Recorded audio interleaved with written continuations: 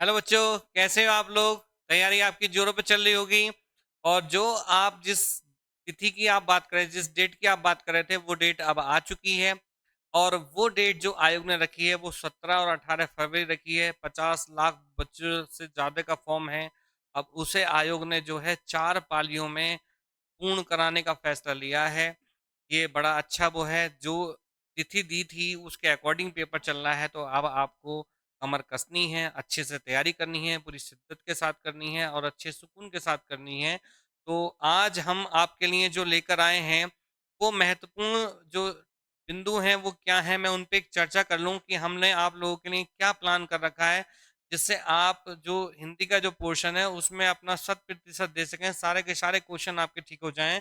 तो मैं उन क्वेश्चनों पे यहाँ बात कर रहा हूँ आपसे, उन टॉपिकों पे बात कर रहा हूँ। तो देखो बच्चों, यहाँ पर जो आपके लिए हम लेकर आए हैं वो क्या करा है हमने। देखो, आप 26 तारीख हो गई है, 27 तारीख से 27/1/24 में आपको जो मिलेगा वो वर्णमाला की प्रैक्टिस सेट पेपर मिलेगा। ठीक है, केवल वर्णमाला से ही क्वेश्चन होंगे और वहां से आपके कोई भी परीक्षा हो 2 से 3 क्वेश्चन यहाँ पर रहते ही हैं, संभावित हैं। 2 या 3 क्वेश्चन वर्णमाला से आपके आने ही आने हैं। ठीक है, 28 में जो हम करेंगे, 28/1/24 में जो करेंगे हम, वो करेंगे हम यहाँ पर तत्सम, तद्भव। ठीक है, देशज विदेशी ऋण यौगिक योगुण शब्दों पर बात करेंगे। तो देखो, ये भी परीक्षाओं से 2 से 3 क्वेश्चन यहाँ पर आ सकते हैं, 2 भी हो सकता है, 3 भी हो सकता है। ठीक है, और 29 में जो हम करेंगे, 29/1/24 में जो अभ्यास प्रश्न करेंगे हम, वो किसके करेंगे? उपसर्ग और प्रत्यय करेंगे। किसके करेंगे बच्चों? उपसर्ग और प्रत्यय करेंगे। ठीक है, उपसर्ग और प्रत्यय के प्रश्न करेंगे। तो यहाँ से भी 2 प्रश्न आपसे पूछे ही जाते हैं। ठीक है, उसके बाद में 29 के बाद में 30 का जो शेड्यूल है आपका, 30/1 का, वो जो रहेगा आपका, वो शब्द से रहेंगे। ब्लोम, पर्यायवाची, अनेक शब्द के लिए एक शब्द, आदि शब्द रहेंगे। तो यहाँ से 4 से 5 प्रश्न आपके रहने ही है, संभावित है कि 4 से 5 प्रश्न ही आपके रहेंगे। इसी तरह से सारा ब्लोम के बाद में तत्सम, तद्भव, देश विदेशी जो शब्द हैं हमारे, वो हो जाएंगे। और फिर मुहावरे और लोकोक्तियों पे हम चर्चा करेंगे। इसके बाद में जो हमें सबसे ज्यादा जो वो करना है, वो किस पे करना है? पद वाले पोर्शन में करना है, क्योंकि यहाँ से प्रश्न आपके रहते हैं और बच्चों के मोस्टली जो गलत होते हैं वो यहीं से होते हैं। तो यहाँ पर हम रस पढ़ेंगे, ठीक है, अलंकार पढ़ेंगे और छंद पढ़ेंगे। ठीक है, अलंकार और छंद पढ़ेंगे। इसमें रस अलंकार तो आपका लमसम आपको आता ही होगा, लेकिन छंद का जो है हम पूरा टॉपिक पढ़ेंगे। और मैं दावे के साथ कह रहा हूँ कि छंद इस बार आपको मैं ऐसा पढ़ा दूंगा कि कभी जिंदगी में आपका गलती नहीं होगा, कोई प्रश्न नहीं गलत नहीं होगा। और इन टॉपिक से भी हम प्रश्न लेकर आएंगे और यहाँ से आपके 3 से 5 प्रश्न हो सकते हैं। इस बार 3 से 5 प्रश्न हो सकते हैं। इसके बाद साहित्य की प्रश्नोत्तरी हम लेकर आएंगे, साहित्य की प्रश्नोत्तरी लेकर आएंगे, उन साहित्य पर हम चर्चा करेंगे। तो ये 7 दिन का शेड्यूल आपका है। और अब हमें जो है अपने प्रश्नों की तरफ चलना है और उन प्रश्नों पर यहाँ पे चर्चा करनी है। तो देखो, सबसे पहला प्रश्न जो हमारे स्क्रीन पे है इस समय में, वो क्या प्रश्न कह रहा है हमसे? मुहावरा दे रखा है कि घाट घाट का पानी होना मुहावरे का अर्थ है। ठीक है, अब मैंने एकदम मुहावरा बोल दिया। अब मुहावरा क्यों है ये समझ लीजिए। तो मैं आपको बता दूं कि जिसके अंत में ना लगा हुआ होता है, जिसके अंत में ना लगा हुआ होता है, जैसे पीना सब था, यहाँ पर ना आ गया ना हमारा ये, तो ये मुहावरा है। अगर मैं एक दूसरा इसका वो होता है लोकोक्ति। लोकोक्ति में क्या होता है? जैसे मैं कह दूं कि अंधे के हाथ बटेर लगना, अंधे के हाथ, अंधे के हाथ बटेर लगना, अंधे के हाथ बटेर लगना, अंधे के हाथ बटेर लगना, ये मैंने दे दिया। और मैं यहाँ पे लिख दूं अधजल गगरी छलकत जाए, अधजल, अधजल गगरी, अधजल गगरी छलकत जाए, अधजल गगरी छलकत जाए, ये मैंने यहाँ पर दे दिया। तो देखो यहाँ पर क्या है, देखो ये आ रहा है, ठीक है, और यहाँ पे क्या आ रहा है, देखो ना आ रहा है। ठीक है, तो ये क्या बन जाएगा? हमारा मुहावरा बन जाएगा। ठीक है, जैसे मैं कहूँ ईद का चांद होना, तो ये मुहावरा है। तो ध्यान रखना कि 99.9%, ठीक है, जिसके अंत में ना आएगा वो क्या होगा? आपका मुहावरा होगा। और जिसके अंत में ना नहीं लगा होगा वो क्या होगी? आपकी लोकोक्ति होगी। तो ये बात भी आप अच्छे से दिमाग में बैठा लो। तो ये मुहावरा है यहाँ पर। तो इसका जो विकल्प दे रखे हैं, बहुत अनुभवी होना, बी अड़चने पैदा करना, सी संकट में डालना और डी ढाह में कुड़ना। तो इसका होता है घाट घाट का पानी पीना, मतलब बहुत ज्यादा अनुभवी होना, बहुत ज्यादा एक्सपीरियंस होना। और कहते हैं कि एक्सपीरियंस मेक्स मैन परफेक्ट, मतलब अनुभव व्यक्ति को जो है परफेक्ट बनाता है, योग्य बना देता है। तो इसका जो सही आंसर होगा यही होगा, बहुत अनुभवी होना, बहुत अनुभवी होना इसका सही आंसर हो जाएगा। नेक्स्ट हम दूसरे प्रश्न की तरफ चल रहे हैं। गरल का विलोम शब्द होगा। तो देखो ये गरल शब्द आपसे बहुत पूछा जाता है, कंफ्यूजन होते हैं आप। तो सबसे पहले गरल का अर्थ जान लो। गरल का अर्थ होता है बच्चों विष। क्या होता है? विष होता है। इसका अर्थ क्या होता है? विष होता है। और इसका हमें विलोम, विलोम मतलब उल्टा पूछना है। तो विकल्प दे रखा है, सुधा दे रखा है, विरल दे रखा है, सबल दे रखा है, सरल दे रखा है। सुधा जो होता है हमारा, वो अमृत का पर्यायवाची होता है। किसका होता है? अमृत का पर्यायवाची होता है। और जो हमारी प्रीवियस वीडियो पढ़ी है मैंने, उसमें आपको बता रखा है कि नाम वाले पर्यायवाची आपको ज्यादा तैयार करने हैं। नाम वाले पर्यायवाची आपको ज्यादा तैयार करने हैं, क्योंकि आयोग जो है आपके वातावरण से संबंधित, आसपास से संबंधित प्रश्नों को ज्यादा पूछ सकता है, और जो व्यवहारगत चीज है उनको ज्यादा रखता है, ज्यादा पूछता है आपसे। तो यहाँ पे सुधा कॉमन नाम है, ठीक है। और तो वहां से आपसे पूछ सकता है कि सुधा किसका पर्यायवाची है, ऐसे भी पूछ सकता है। तो यहाँ पर सुधा जो है अमृत का है, तो यही इसका आंसर होगा। ये किसका? अमृत का है। तो यही इसका विलोम यहाँ पर बनता हुआ दिख रहा है। तो क्या आंसर हो जाएगा आपका? ए हो जाएगा, सुधा, ठीक है। बाकी इसके नहीं है। नेक्स्ट तीसरे प्रश्न की तरफ चलते हैं। निम्नलिखित में से कौन सा शब्द शुद्ध है? तो ये जो है बेटा वर्तनी से टॉपिक आ गया हमारा। वर्तनी से यहाँ पर क्वेश्चन आ रहा है, वर्तनी से। तो वर्तनी से भी दो क्वेश्चन आपके रहते ही हैं, एक या दो क्वेश्चन रहने ही है, पक्का रहना है। तो यहाँ पर पहला इधर रखा है शमशान, फिर शमशान, शमशान, समशान। तो यहाँ पर शब्द दे रखे हैं, यहाँ पर इनमें से शुद्ध आपको छांटना है। तो उससे पहले यहाँ पर थोड़ा सा बात कर लें। कुछ शब्द और हैं, जैसे एक शब्द है रचयिता। क्या है? रचयिता। एक होता है कवयित्री, ठीक है, ये बहुत पूछा जाता है। और एक शब्द होता है निरोग, बहुत पूछा जाता है वर्तनी में। और एक शब्द होता है हमारा उच्छृंखल, ये शब्द भी आपसे बहुत पूछा जाता है, ठीक है, बहुत पूछा जाता है उच्छृंखल।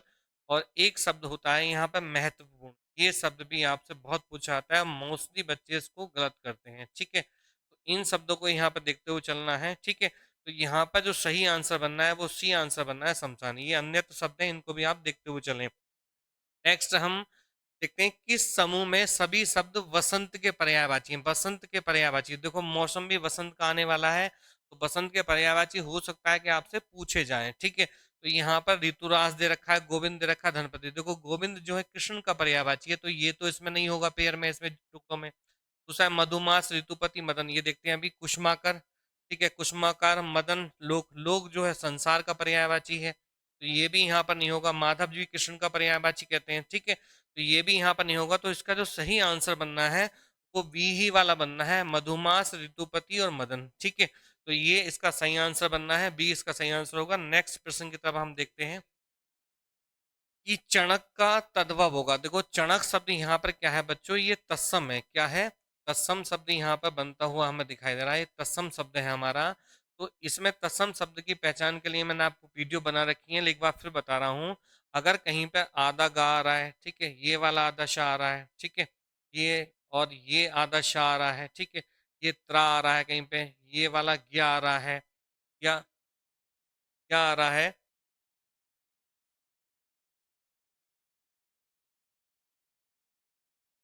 क्या आ रहा है, ठीक है,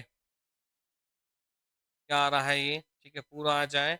और फिर हम बात करें इसमें क्या आ गया, फिर हमारा क्या है, ये रेफ वाला रा आ गया, री वाला रा आ गया, पदेन रा आ गया, ठीक है।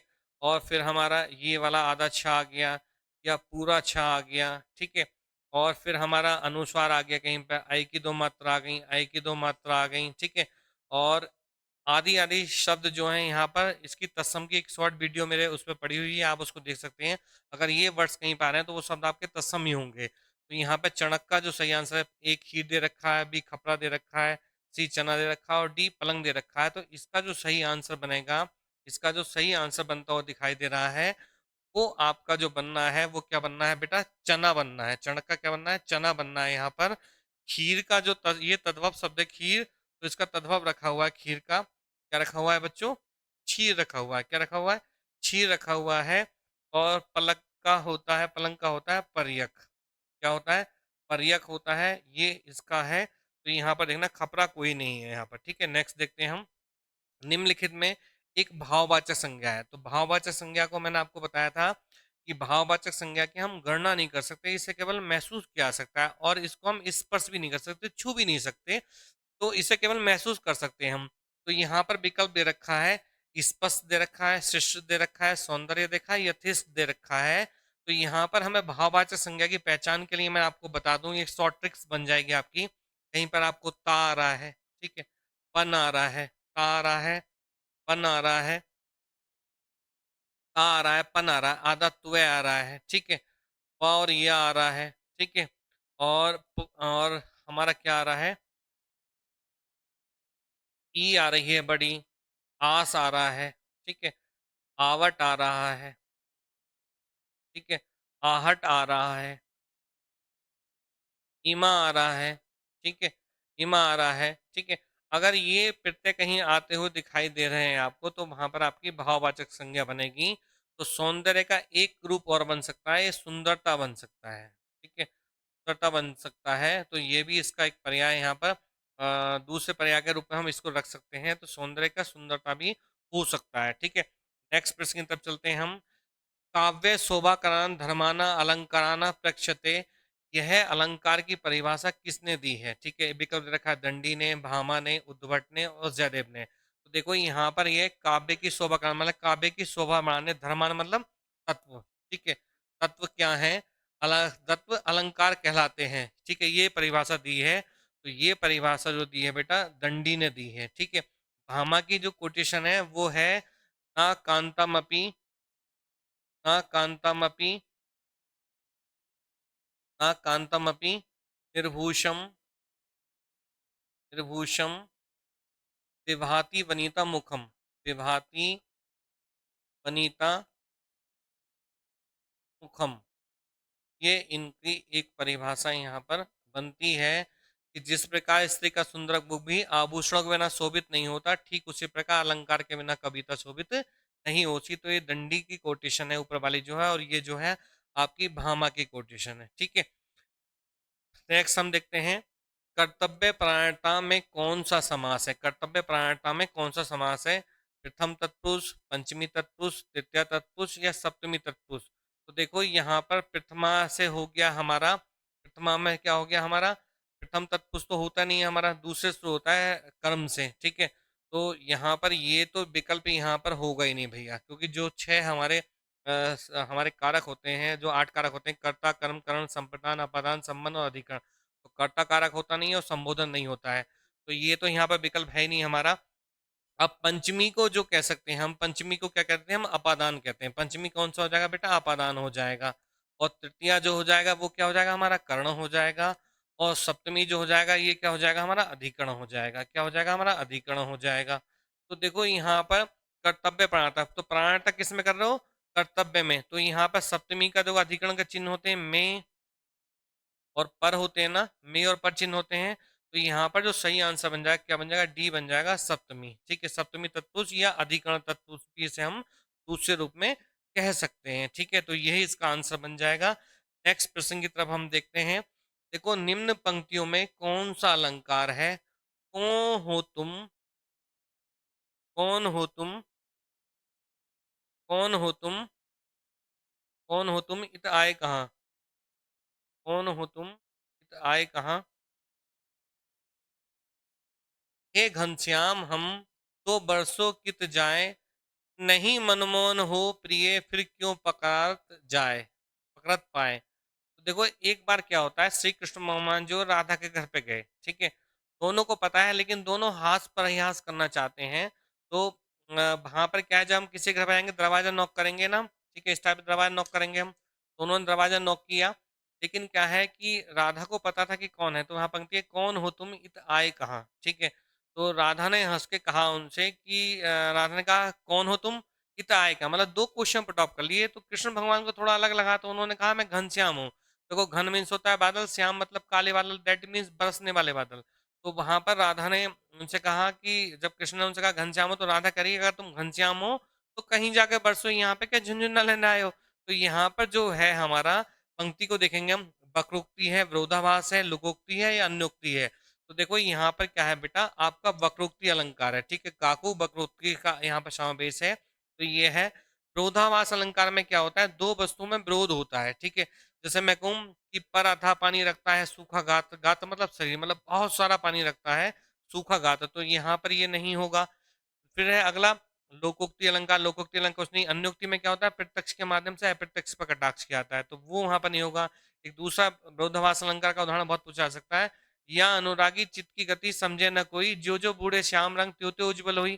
तो वहां पर वो चीज हो सकती है कि कोई व्यक्ति जैसे काले रंग में, जैसे हम बाल्टी में कपड़ों को डिप करें, तो वहां पर क्या है कि कपड़ा नीला होगा, जितनी बार पानी में डालेंगे नीले वाले उसमें, तो रंग उस पर चढ़ेगा ना, लेकिन हो क्या रहा है कि वहां पर रंग उसमें जो है क्या है कि बार बार कम होता जा रहा है, ठीक है। तो ये विरोध का आभास है, विरोधाभास है। जैसे होली का त्योहार होता है, कोई व्यक्ति रंग लगाया उसके, ठीक है, एक व्यक्ति ने लगाया, फिर दूसरे ने लगाया, फिर तीसरे ने लगाया, तो उस पर रंग चढ़ेगा ना। लेकिन जैसे ही चौथा व्यक्ति लगाया, तो उस रंग उसका जो है क्या साफ होता जा रहा है, मतलब मुख उसका जो साफ हो रहा है, कलरफुल नहीं हो रहा। तो वहां पे क्या है, विरोधाभास है, होना चाहिए काला, लेकिन हो क्या रहा है, सफेद हो रहा है, उजला हो रहा है, तो विरोधाभास अलंकार बनता है, ठीक है। नेक्स्ट हम देखते हैं, निम्न में से एक मिश्र वाक्य है, मिश्र वाक्य को यहाँ पहचानना है। तो देखो मिश्र वाक्य के लिए मैं आपको पहले ही बता चुका हूं, एक बार फिर से आपको बता रहा हूं कि कहीं पंक्ति में एक तो की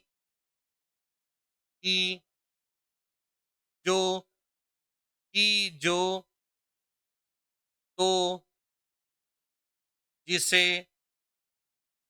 की तो जिसे, क्योंकि, यद्यपि और तथापि। क्योंकि, क्योंकि, क्योंकि, यद्यपि और तथापि, अगर ये वर्ड्स कहीं पे मिल रहे हैं तो वाक्य वहां पे क्या होगा, मिश्र वाक्य ही बनेगा। ये मिश्र वाक्य की शॉर्ट ट्रिक है। तो देखें हम यहाँ पर, देखो कहाँ पर आपको की शब्द होता हुआ दिखाई दे रहा है, देखो यहाँ पर दिखाई दे रहा है कहीं पर, नहीं है ना। देखो यहाँ पंक्ति में देखो नहीं है ना, यहाँ पंक्ति में देखो है, नहीं है ना। देखो यहाँ पर देखो की आ गया, तो इसका सही आंसर क्या होगा, डी होगा। आशा है कि वह 2-4 दिन में आ जाए। ये पहला जो वाक्य है यहाँ पर, ये क्या बनना है बच्चों, सरल वाक्य बनना है हमारा। कौन सा बनना है, सरल वाक्य बनना है। देखो पर या परंतु हो सकता है, तो यहाँ पर ये क्या बन जाएगा, हमारा संयुक्त वाक्य बन जाएगा। क्या बन जाएगा, संयुक्त वाक्य बन जाएगा। वह दंड से बनना चाहता था इसलिए, तो ये भी जो है हमारा क्या बन जाएगा, संयुक्त वाक्य बन जाएगा। क्या बन जाएगा, संयुक्त वाक्य यहाँ पर बन जाएगा। लेकिन ये हमारा क्या है, डी वाला क्या है आपका, मिश्र वाक्य है। तो यहाँ पर इसकी शॉर्ट ट्रिक्स की वीडियो बनी हुई है, उसको आप वॉच कर सकते हैं, देख सकते हैं। नेक्स्ट हम देखते हैं, शून्य और शक्ति नामक निबंध के रचनाकार हैं। शून्य और शक्ति नामक निबंध के रचनाकार हैं, ए डॉक्टर राम कुमार वर्मा, डी अमृतलाल नागर, सी सूर्यकांत त्रिपाठी निराला और डी गिरजा कुमार माथुर। तो इसका जो सही आंसर है, इसका जो सही आंसर है वो क्या है बेटा, सूर्यकांत त्रिपाठी निराला है। कौन है, सूर्यकांत त्रिपाठी निराला है। इनका शून्य और शक्ति नामक ये निबंध है, ठीक है, इसको ध्यान में आपको रखना है। नेक्स्ट हम प्रश्न की तरफ देखते हैं, दिग्भ्रम का संधि विच्छेद होगा। तो देखो यहाँ पर क्या है कि आधा गा आ रहा है, आधा गा आ रहा है, तो यहाँ पर क्या बनेगा, व्यंजन संधि का समन्वय बनेगा। तो इसका सही क्या होता है कि हमने एक नियम पढ़ा है कि वर्ग के पहले वर्ण का, वर्ग के पहले वर्ण का, वर्ग के पहले वर्ण का, वर्ग के पहले वर्ण का तीसरे वर्ण में परिवर्तन, तीसरे वर्ण में परिवर्तन, वर्ग के पहले वर्ण का तीसरे वर्ण में परिवर्तन, ये नियम हमने पढ़ रखा है, ठीक है। एक नियम हमारा कहता है, तो देखो मैं यहाँ पर बात करूं, अगर मैं वर्गों की बात क, ठीक है, इससे काम चल रहे हैं, ये हमारा क्या है, का वर्ग है ना, हमारा का वर्ग है। तो यहाँ पर हम देखें तो का हम गांव में परिवर्तन, हम दिग्भ्रम में देखो का गांव में परिवर्तन होता दिखाई देगा। ये पहला वर्ण, दूसरा वर्ण, तीसरा वर्ण, चौथा वर्ण, पांचवा वर्ण, का परिवर्तन किस में हो जाएगा बच्चों, गांव में हो जाएगा। तो यहाँ पर जो सही आंसर, दिक प्लस भ्रम, दिक प्लस भ्रम, दिगा प्लस भ्रम या दिक प्लस भ्रम, अभ्रम, तो इसका सही आंसर हो जाएगा दिक प्लस भ्रम। देखो मैं परिवर्तन कर दिया, दिक प्लस भ्रम। देखो मैं यहाँ पर इसको दिखा रहा हूँ आपको, तो देखो हम, देखो दा तो हमारा ऐसे ही आ गया, इसमें कोई परिवर्तन हुआ, लेकिन का बदलने किसमें, गाँव में हलंत लगा हुआ है, तो वर्ण क्या बनेगा, आधा बनेगा, व्यंजन वर्ण ऐसे ही जुड़ जाएगा, शब्द बन जाएगा दिग्भ्रम। तो यही इसका सही आंसर होगा, और ये किस में मिल रहा है, ए ऑप्शन में हमें मिलता है, दिखाई दे रहा है। तो यहाँ पर आपकी जो बनेगी कौन सी बनेगी बेटा, व्यंजन संधि बनेगी, ठीक है। नेक्स्ट प्रश्न की तरफ देखते हैं हम, निम्न में से एक युग्म विपरीतार्थक है उसे चुनिए। मतलब एक युग्म जो है ये पेयर बना रखा है, मैं आपसे पहले भी कह चुका हूं कि आपसे कभी-कभी पेयर बना के पूछ सकता है, खाली बिलोम नहीं पूछ सकता। तो यहाँ पर आपको वोकैब को थोड़ा स्ट्रॉन्ग करना होगा।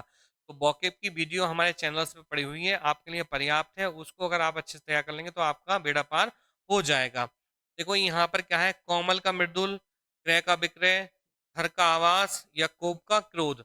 तो देखो यहाँ पर जो है विपरीतार्थी पूछा है, लेकिन कोमल का मृदुल ये ये कह सकते हैं कि समानार्थी शब्द बनना है यहाँ पर, ठीक है। लेकिन घर का आवास ये भी समानार्थी बनना है, कोप का क्रोध ये भी समानार्थी बनना है, लेकिन सही जो बनना है क्रय का विक्रय। क्रय मतलब खरीदना, विक्रय मतलब क्या होता है, बेचना, ठीक है। तो ये इसका होना है खरीदना बेचना, खरीद फरोख्त तो जैसा हो गया। तो इसका जो सही आंसर हो जाएगा क्या हो जाएगा, बी हो जाएगा। नेक्स्ट प्रश्न की तरफ चलते हैं हम। बालिका अपनी कक्षा में शांतिपूर्वक बैठती है, वाक्य में शांतिपूर्वक शब्द है, शांतिपूर्वक शब्द है। तो गुणवाचक क्रिया विशेषण है, रीतिवाचक क्रिया विशेषण है, परिमाणवाचक क्रिया विशेषण है या कालवाचक है। तो देखो यहाँ पर हम बात करें कि गुणवाचक, तो क्वालिटी की तो बात हो नहीं रही, गुण तो बताया नहीं जा रहा उसका। लेकिन क्या है कि अगर हम यहाँ पर रीति में हम जो है ला के देखें कैसे, ठीक है। तो यहाँ पर कैसे बैठती है, तो उत्तर मिल रहा है शांतिपूर्वक। तो शांतिपूर्वक रीति मतलब तरीके को बता रहा है कि उसका तरीका कैसा है। तो इसका जो सही आंसर बन जाएगा बेटा वी बन जाएगा। अगर हम परिमाण मान लेंगे तो कितना, ठीक है। तो परिमाण कितना है, जैसे अर्पिता थोड़ा दूध पी, कितना दूध पीते, थोड़ा पीती है। काल में पूछेंगे हम कहाँ कहाँ सोता है, ठीक है, घर के अंदर या बाहर, तो समय को उसके आधार को बता देगा, स्थान का बोध करा देगा। तो ये यहाँ पर सही आंसर होता हुआ दिखाई रहा है। तो इसका सही आंसर है वी, रीतिवाचक। क्या है, रीतिवाचक क्रिया विशेषण है। और विशेषण जो ये अव्यय का पार्ट है, और अव्यय हमारे चार प्रकार के होते हैं, क्रिया विशेषण अव्यय, समुच्चय बोधक अव्यय, संबंध बोधक अव्यय और विस्मयादि बोधक अव्यय। क्रिया विशेषण के चार प्रकार होते हैं, रीति, परिमाण, काल और स्थानवाचक, ठीक है। तो उसके अकॉर्डिंग है। नेक्स्ट देखते हैं, अमृत के लिए सही पर्यायवाची वाले शब्दों की पंक्ति को चुनिए। देखो यहाँ पर इस टाइप के प्रश्न इस समय ट्रेंड में चल रहे हैं, इनको आपको देखना है, अच्छे से करना है इनको। तो देखो यहाँ देखा सुधा, अमीय, मंगल, सुधा, अमीय, सोम, सुधा, अमीय, सोम और सुधा, अमीय, सोम, ठीक है। तो ये सुधा नहीं है, सुधा है। तो देखो ये तो होगा नहीं यहाँ पर।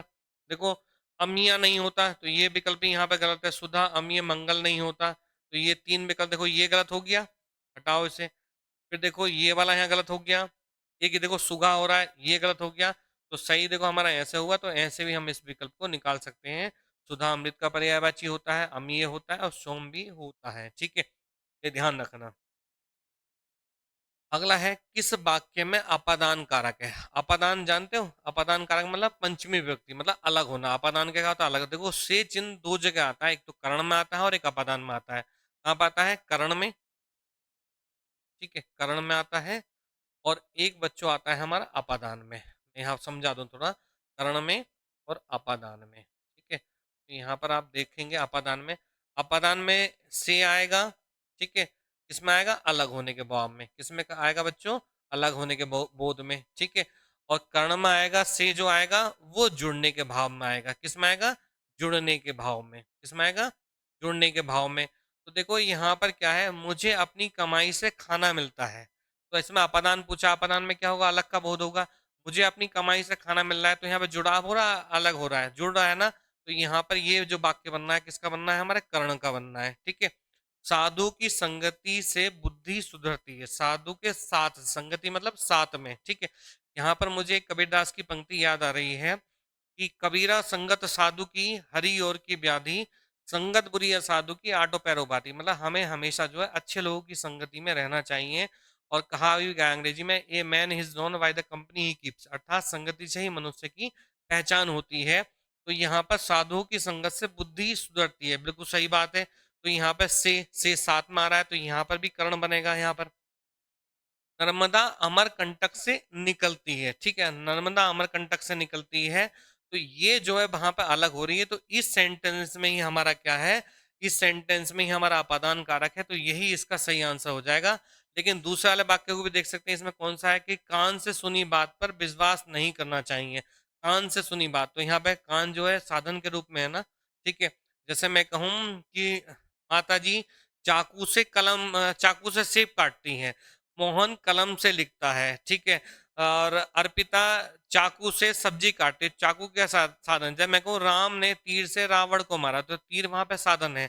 तो यहाँ पे क्या कान से मतलब क्या है, साधन है। तो साधन के अर्थ में क्या होती है, हमारी तृतीया विभक्ति होती है। तृतीया विभक्ति मतलब करण कारक। ठीक है, अगला होता है हमारा,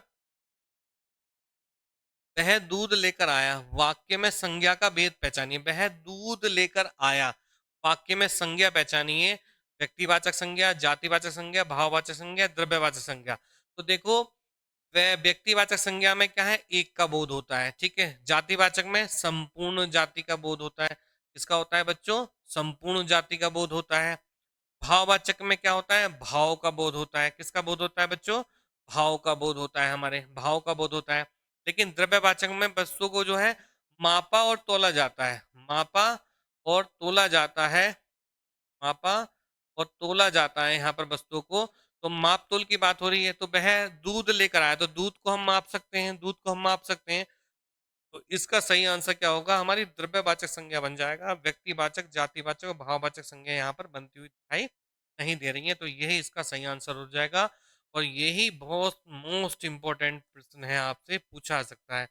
वह लेकर आया, ठीक है, ये क्या बन रहे हैं, हमारे सर्वनाम बन रहे हैं। क्या बनना है, सर्वनाम हमारा बनता हुआ दिखाई दे रहा है। ठीक है, नेक्स्ट हम देखते हैं, नेक्स्ट प्रश्न देखते हैं।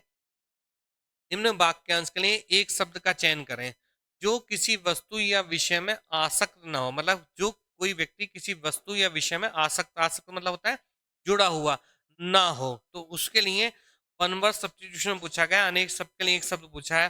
तो आसक्त कहेंगे, अनासक्त कहेंगे, निसक्त कहेंगे, अज्ञात कहेंगे। तो देखो, आसक्त तो जुड़ा हुआ हो गया, आसक्त तो क्या हो गया, जुड़ा हो गया। तो इसके लिए जो एक शब्द प्रयोग हो रहा है वो क्या होगा बेटा, अनासक्त प्रयोग होगा। तो बी इसका सही आंसर होता हुआ दिख रहा है हमें, बी इसका सही आंसर होगा, अनासक्त। ठीक है, अज्ञात होता है जिसका हमें ज्ञात ही न जान के। आसक्त मतलब होता है, अगर यही क्वेश्चन होता है जो किसी विषय या वस्तु में रत हो, जुड़ा हुआ हो, तो किसके लिए क्या बन जाता है, हमारा आसक्त शब्द बन जाता है। ठीक है, लेकिन यहाँ पर क्या है, हमारा जो सही आंसर बनना है वो क्या बनना है, हमारा ये बनता हुआ दिखाई दे रहा है वी, अनासक्त, जो किसी में जुड़ा हुआ ना हो। नेक्स्ट प्रश्न की तरफ देखते हैं। निम्नलिखित में व्यंजन संधि का उदाहरण है, व्यंजन संधि का उदाहरण है। तो देखो, मैंने आपको इसकी शॉर्ट ट्रिक्स में आपको बता दूं क्या व्यंजन और विसर्ग संधि में क्या होता है। देखो, मैं यहाँ पे थोड़ा सा समझा देता हूँ इसको। देखो,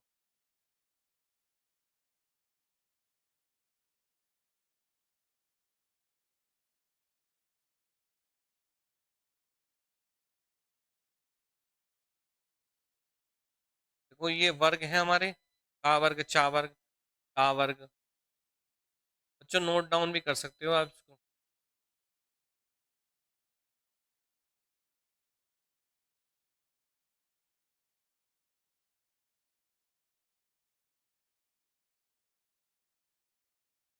ठीक है,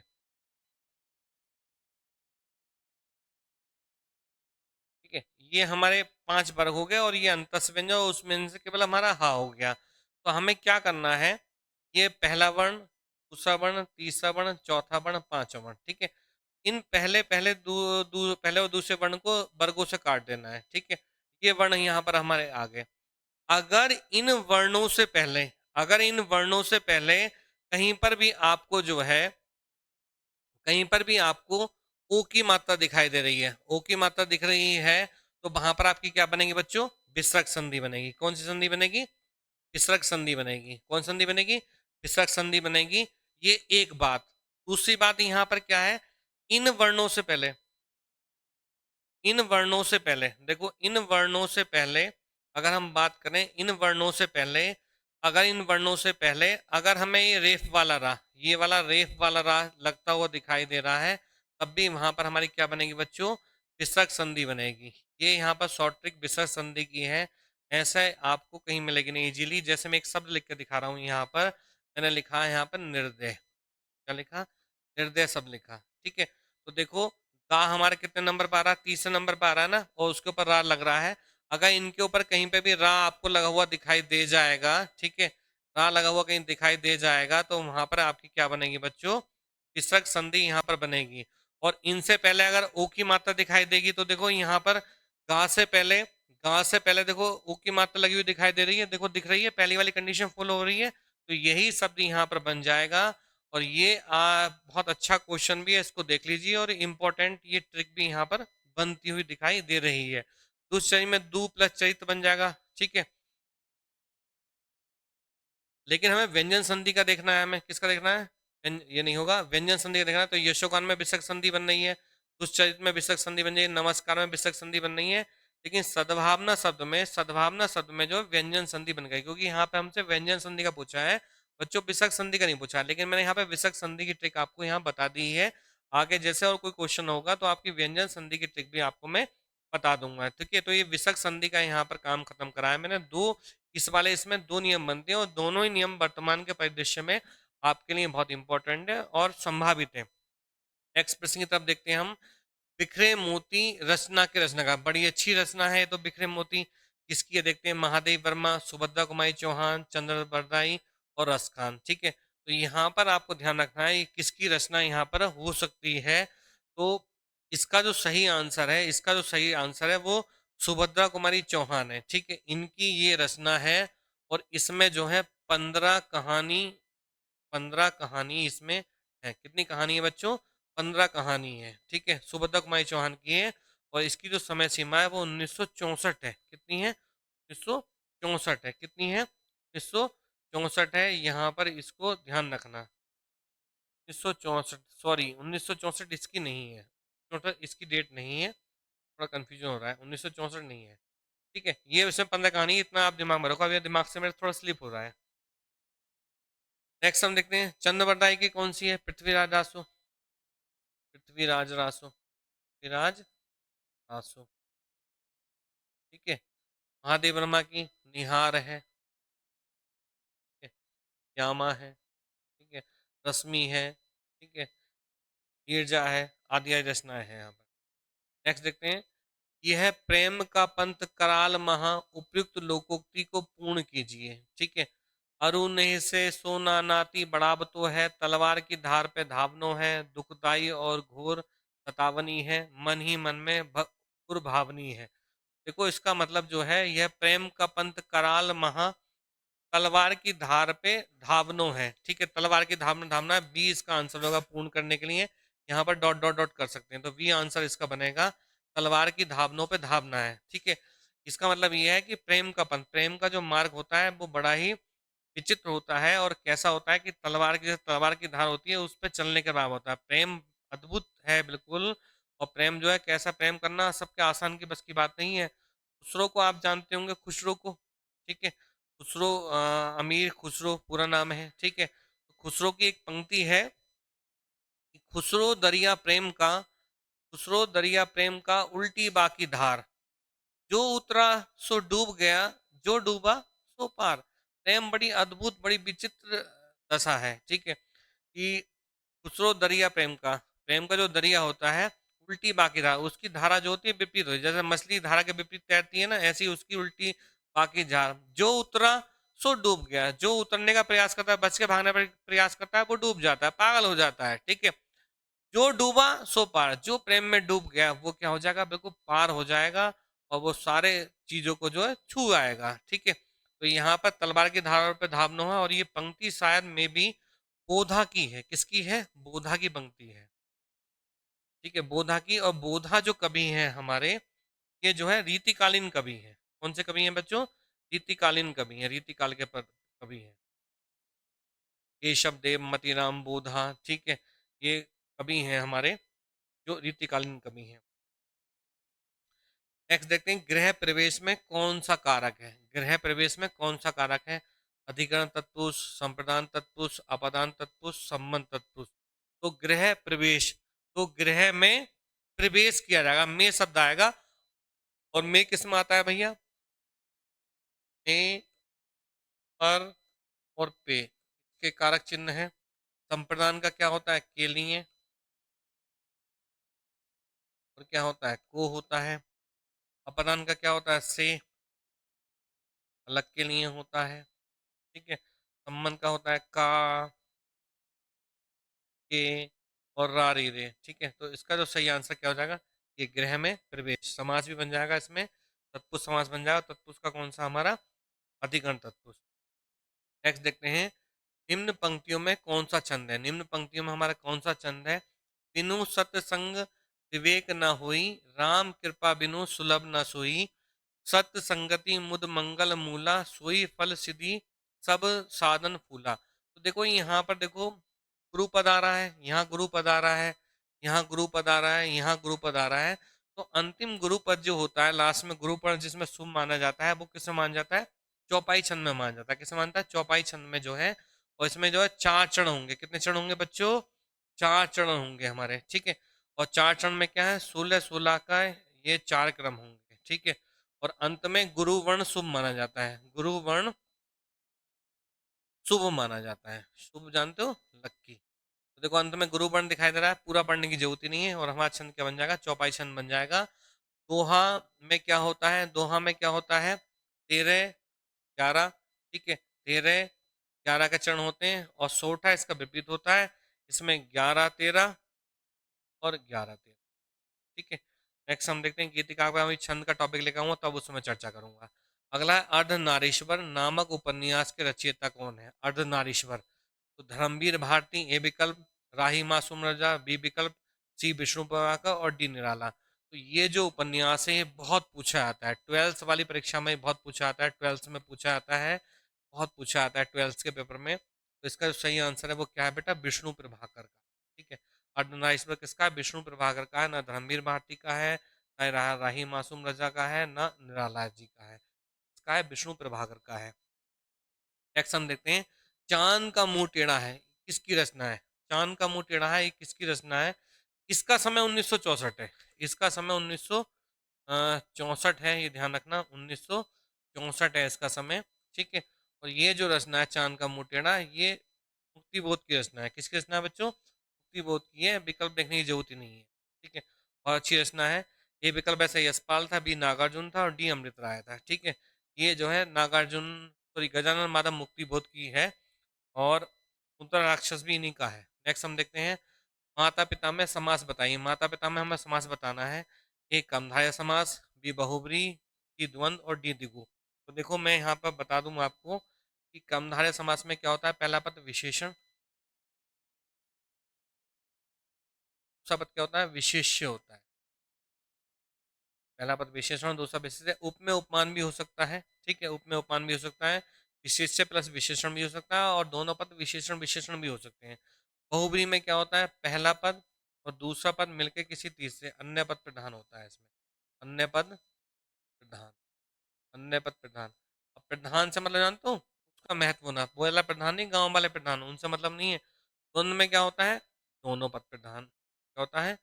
दोनों पद प्रधान होते हैं, दोनों पद प्रधान, दोनों पदों की प्रधानता होती है। तो कहते हैं ना कि माँ के पैरों के नीचे जन्नत है, माँ के पैरों के नीचे जन्नत है, लेकिन रास्ता बेटा बाप के पैरों से होते हुए यार। महत्व दोनों का है, मम्मी का भी और पापा का भी, ठीक है, दोनों का महत्व है इस सृष्टि पे।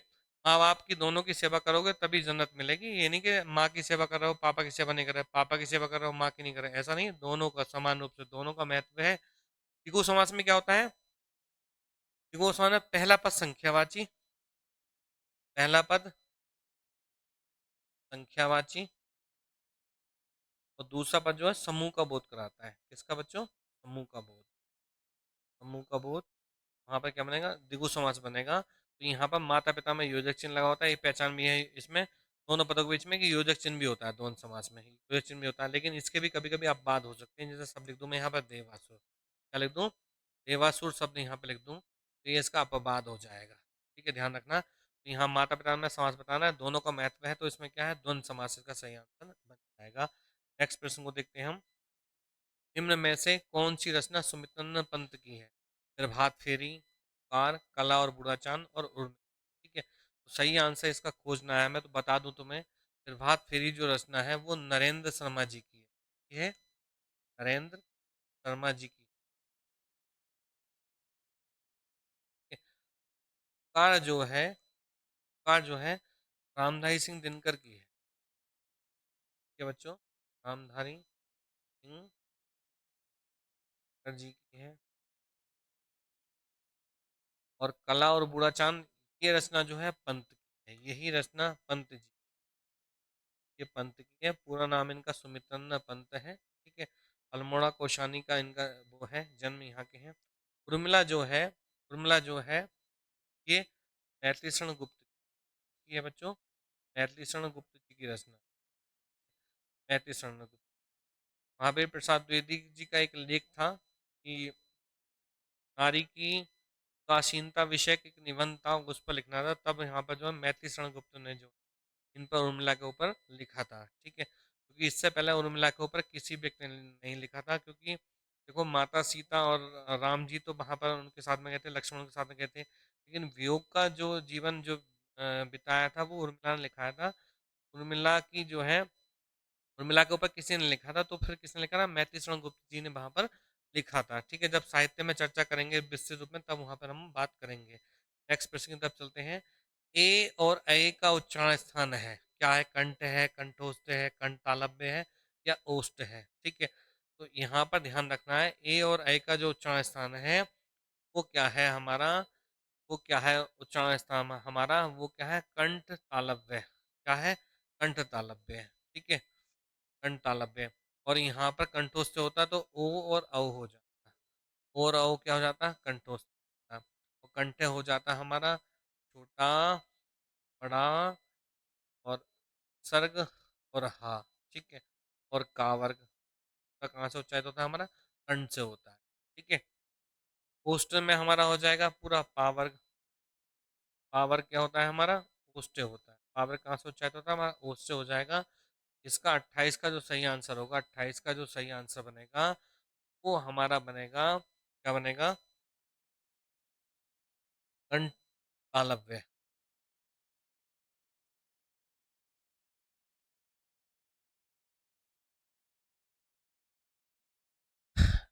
निम्न शब्द युग्म के विकल्पों में से एक विकल्प सही नहीं है, गलत युग्म का चयन कीजिए। प्रथा, प्रथा, पाठ, पाठ, वादी, वादी, प्राप्त और पाना। एक गलत नहीं है, अब शब्द युग्म का चयन कीजिए, विकल्प में एक विकल्प सही नहीं है। प्रथा या प्रथा, पाठ या पाठ, वादी और वदी, प्राप्त और पाना। ठीक है, प्राप्त और पाना, तो देखो ये जो है समुच्चय भिन्नार्थक शब्द कहे जाते हैं, ये नहीं होता, ये नहीं होता, ये इसका आंसर नहीं होगा। ठीक है, यही चयन करना था गलत युग्म कौन सा है, बाकी ये है, ये सही है, ये सही। नेक्स्ट देखते हैं हम। बरसात में मच्छर नाक में दम कर देते हैं, रेखांकित मुहावरे का अर्थ है सांस ना लेने देना, सोने ना देना, बहुत परेशान करना, प्रदूषण फैलाना। तो नाक में दम करने का मतलब होता है बहुत परेशान कर देना, तो सी आंसर इसका बनता दिखाई दे रहा है हमें। नेक्स्ट प्रश्न की तरफ देखते हैं हम। सुरभि, सौरभ, सुभाष किसके पर्यायवाची हैं, सुरभि, सौरभ, सुभाष। सुरभि ध्यान रखना, सुरभि वैसे गाय का भी पर्यायवाची है। ठीक है, गाय का भी पर्यायवाची ध्यान रखना, लेकिन यहाँ पर सुनीति का है, सुगंध का है, रूपसी का, मुकुर का, तो इस सुगंध के पर्यायवाची, पर्यायवाची है, सुगंध के पर्यायवाची यहाँ पर बनते हुए